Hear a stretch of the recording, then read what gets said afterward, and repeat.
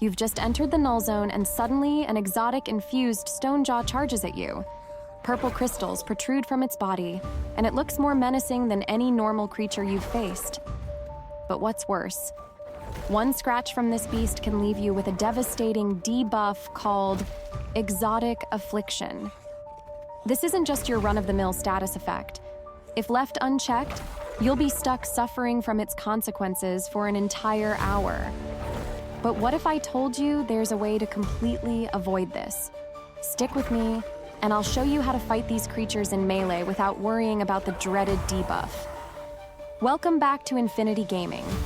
I'm IG, and today we're diving deep into the dangerous Ashlands Null Zone and tackling one of the most dangerous challenges, exotic affliction. This debuff is no joke. It can drain your oxygen, water, and food at terrifying rates while stacking additional afflictions the longer it's active. But don't worry, I'll show you exactly how to gear up and prevent this debuff from ruining your expedition.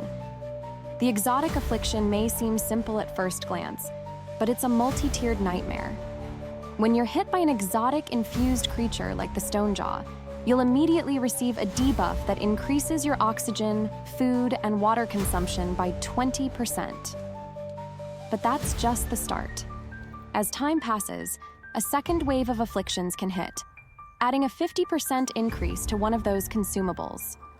So, for example, while you're already dealing with the first debuff, you might suddenly find yourself with a 50% increase in oxygen consumption, pushing your survival skills to the edge. Finally, the third tier comes with curable afflictions, things like wounds that can be managed with pills or bandages.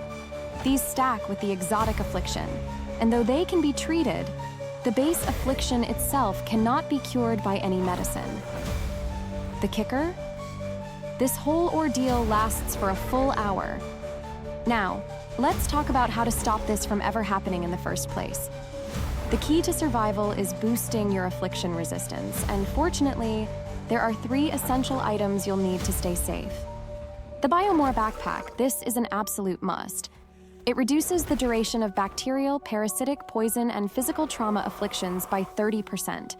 This alone gives you a fighting chance when going toe-to-toe with exotic-infused creatures. The Healing Boost Module. Another underrated item that no one seems to care about. Until now. This module provides an aura that reduces those same affliction durations by 30%, and it's perfect for pairing with the Biomore Backpack. Restorative Attachments, Head and Chest Armor. By adding these attachments to your head and chest armor, you'll reduce affliction durations by another 20% each. Together, that's a total of 40% reduced affliction time, putting you in prime shape to resist the worst of the exotic affliction. Combine these 3 things, and you'll be reducing the duration of those nasty afflictions by 100%. This essentially makes you immune to the full force of exotic affliction, allowing you to melee these creatures without fear.